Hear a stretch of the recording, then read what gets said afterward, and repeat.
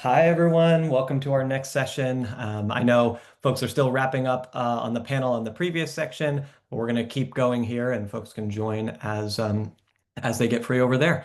So earlier this month, I had a chance to sit down for a fireside chat with Rachel Miller, who is the PM lead for search experiences at Reddit. I'm super excited to share our recorded conversation with you today. That being said, this will be shared out after the event. So if you need a break to refill your coffee, grab a snack, pop into the Dragonboat booth for a demo of our AI tools, now is the time. But if you're still tuned in with us, we're gonna listen to my fireside chat with Rachel Miller from Reddit. Let's dive in.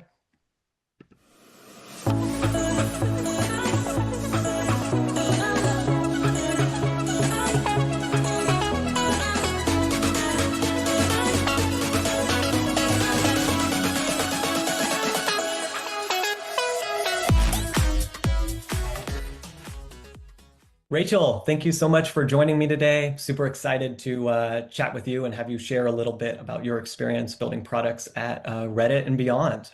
To set the stage, can you tell us a little bit about your role at Reddit and what you focus on? Yeah, so my name is Rachel, and I am a product manager for search experiences. So I've been at Reddit for almost 5 years now, pretty much focused on search, but I've shifted around in terms of within the team. So I started out just doing some back-end relevance stuff. Then I was doing front-end and relevance, and now I'm focused particularly on front-end. So that means more what does it look like when you see a search results page, what kind of units are showing up on the page, etc. And yeah, I've been working on that ever since.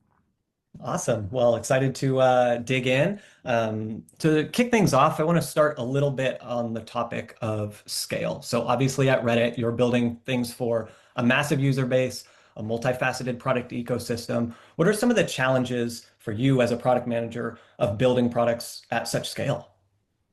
Yeah, I think definitely just the amount of ideas that you have, and then having to prioritize them based off of the amount of resources you have. I think this is something that all product managers run into, but especially when you're building for millions and millions of people, there's going to be millions and millions of ideas about what you should be working on and what's the right thing and the wrong thing.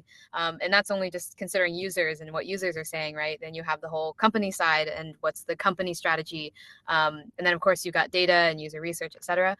So I definitely say it's making sure you're able to balance all of those things well, still maintaining the prioritize user problems and making sure you're addressing those to make the product better, but also keeping in mind what stakeholders might want or need at that time, and then balancing it with how many engineers you actually have. So I think that's the main one that comes up. Yeah, definitely. And I imagine for a product like search, it touches a lot of other parts of Reddit, right? So when your team is building new front-end components or the new answers functionality, like how do you tackle the dependencies that you have with other teams, whether it's resources, technology, even kind of timelines, like balancing that dependency journey as you build such complicated products? Yeah, I think definitely communication is key here. Never assume anything, or if you do assume something, state your assumptions.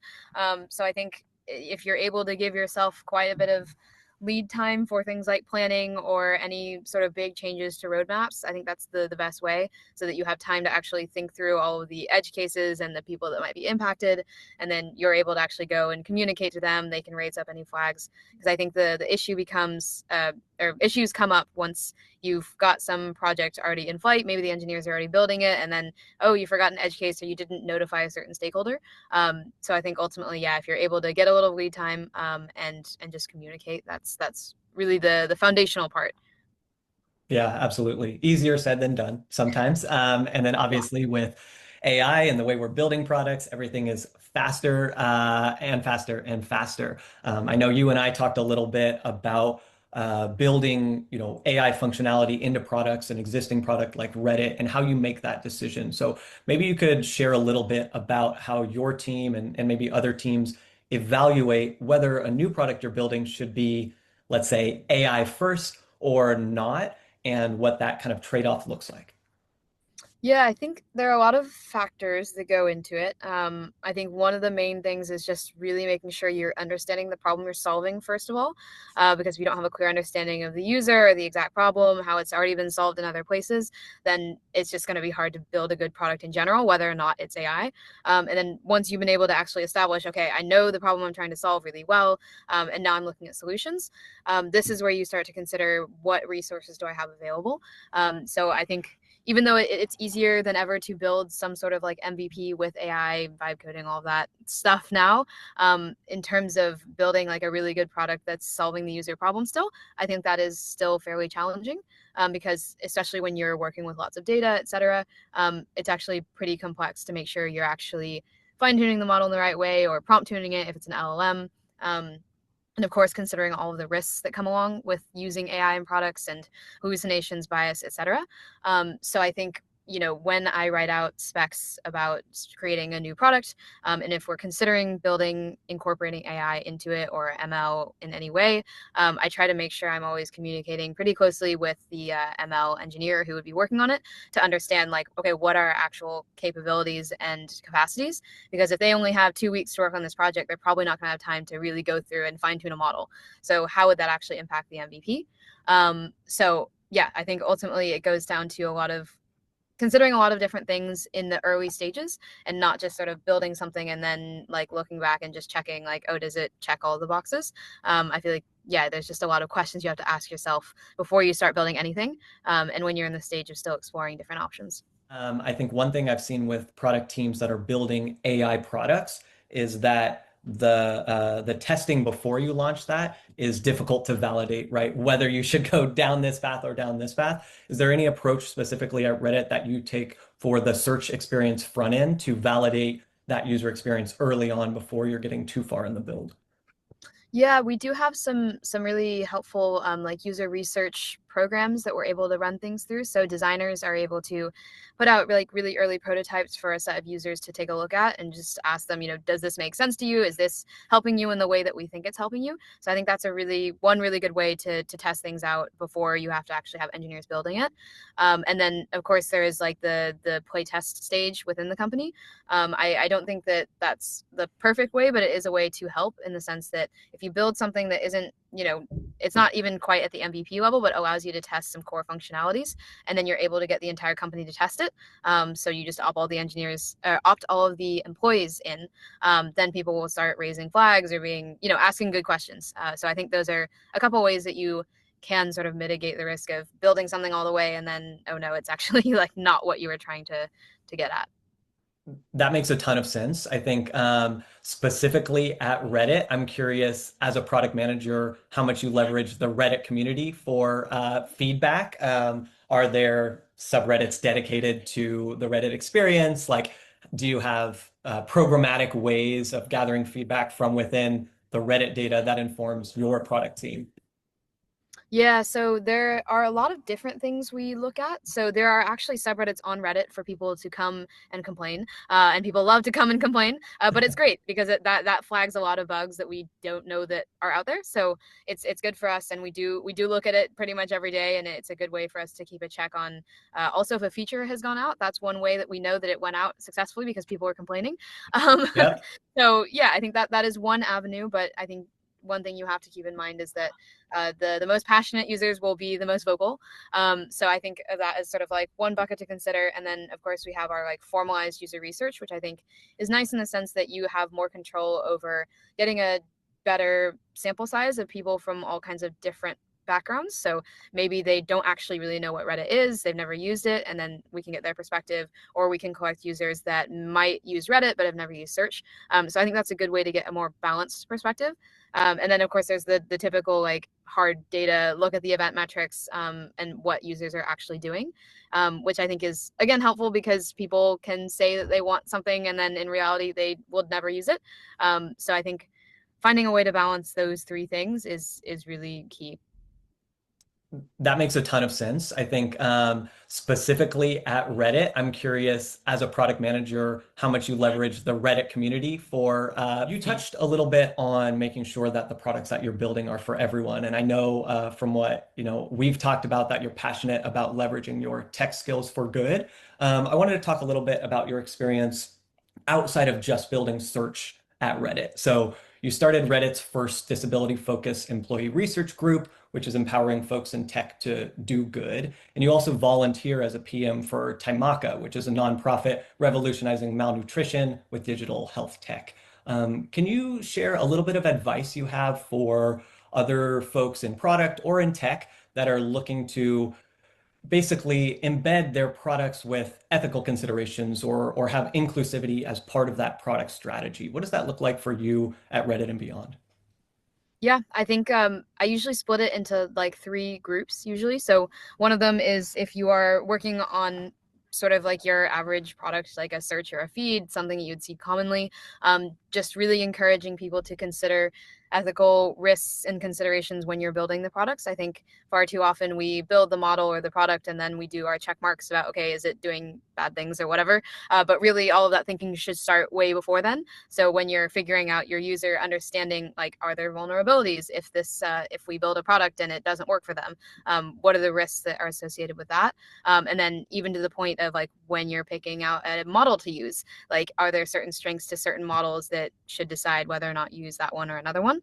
And then the second way that I think of it is products that are more directly impacting people's lives, or improving them. And I feel like that's where the Taimako bucket kind of fits in.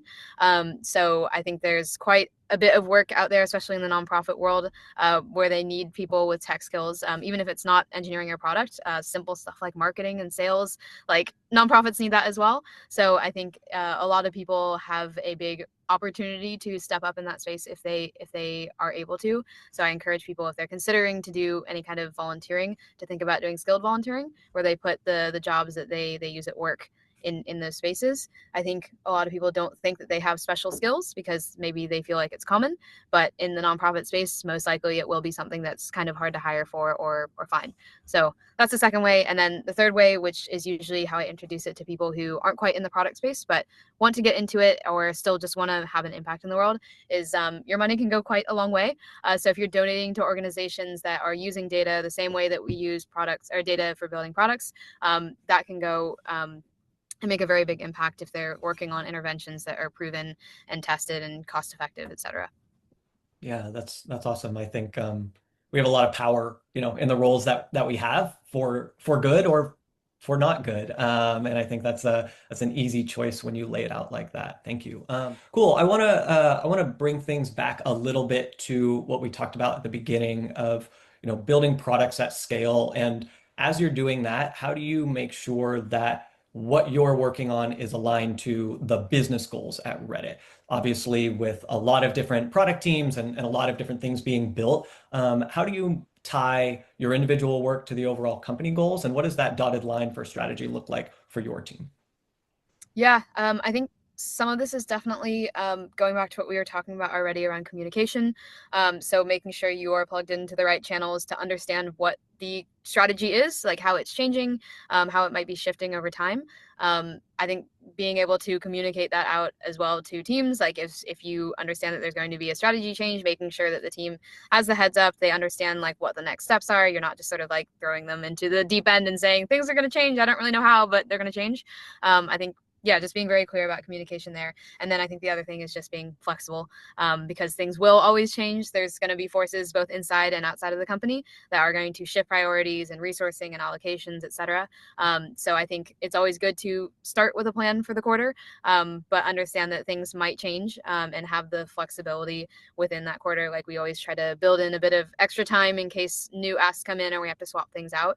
And also sort of setting expectations and the teams up in a way that it's easy-ish to flip people off onto a different project if needed. It's never going to be easy, but just setting it up in a way that's easier for people. Awesome. Very pragmatic, which is a good approach to have for resourcing in tech. Cool. Anything else that you would want to share with our audience, Rachel? Parting thoughts based on our conversation today? Um, I think that usually when I speak with product managers or just people in tech in general is just to remind them how much privilege and power that we all have. We're building literally the future, and it's going to be impacting the entire world. So I think it's just important to be aware of that and then mindful about how you use your skills and energy.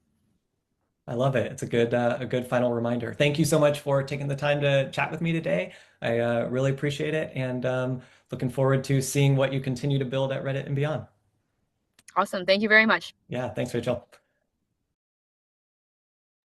All right, thanks everyone for joining us. We're now splitting into two tracks. So there are sessions for product leaders, sessions for product ops. Head on over there and we'll see you in those individual sessions.